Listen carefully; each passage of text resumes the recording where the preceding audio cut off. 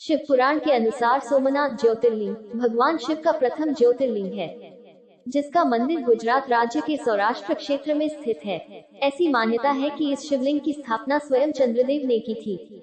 जब प्रजापति दक्ष ने अपनी सभी 27 पुत्रियों का विवाह चंद्रमा के साथ कर दिया, तो वे बहुत प्रसन्न हुए।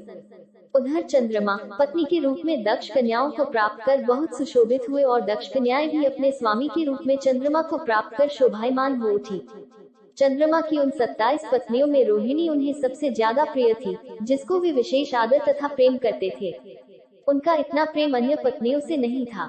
चंद्रमा की अपनी तरफ उदासीनता और उपेक्षा को देखकर रोहिणी के अलावा बाकी दक्ष पुत्रियां बहुत दुखी रहती थी।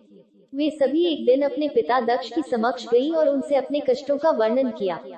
अपनी पुत्रियों की व्यथा और चंद्रमा के दुर्व्यवहार को सुनकर दक्ष भी बड़े दुखी हुए।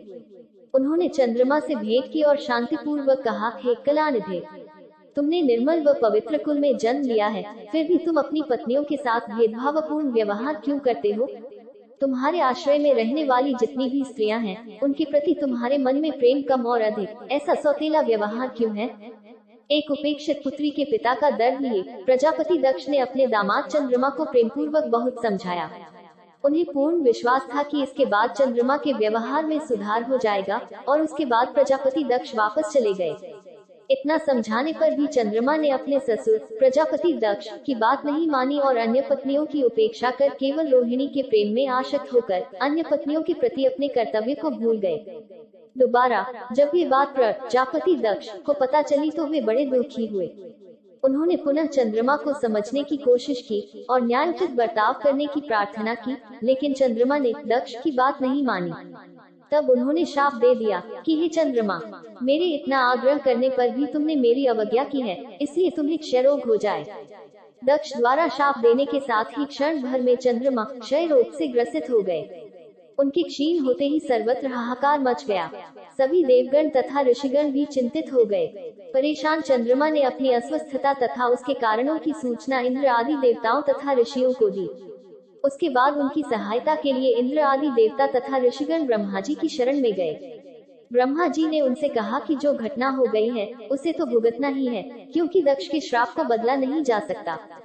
फिर उसके बाद ब्रह्मा जी ने उन देवताओं को एक उत्तम उपाय बताया और कहा कि चंद्रमा देवताओं के साथ कल्याणकारक शुभ प्रभास क्षेत्र में चले जाएं, तथा वहां पर विधि पूर्वक शिवलिंग की स्थापना कर मृत्युंजय मंत्र का जाप एवं अनुष्ठान करते हुए श्रद्धापूर्वक नित्य भगवान शिव की तपस्या एवं आराधना करें, क्योंकि प्रभु भोलेनाथ ही प्रसन्न होकर चंद्रमा को इस रोग से मुक्ति दिला सकते हैं।